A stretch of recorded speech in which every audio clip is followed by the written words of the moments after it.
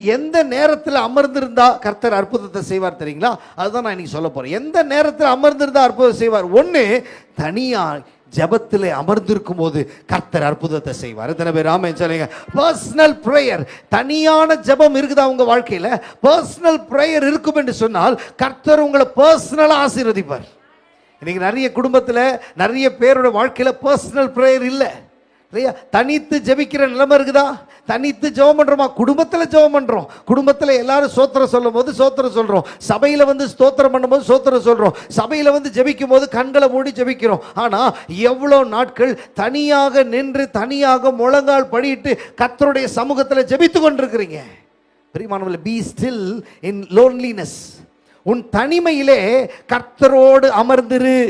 உன் தனிமையிலே நீ கர்த்தரோடு அமர்ந்திருக்கும் போதுதான் கர்த்தர் அநேகருக்கு உன்னை அறியும்படியாகவும், அநேக ஜாதிகளுக்கு உன்னை உயர்த்தவும், அநேக பூமியிலே உன்னை உயர்த்தவும் அவர் வல்லமையுள்ளவராக இருக்கார். சத்தமா ஒரு ஆமென் சொல்லுங்க. அல்லேலூயா. தனிமை ஜெபம் ரொம்ப முக்கியம்.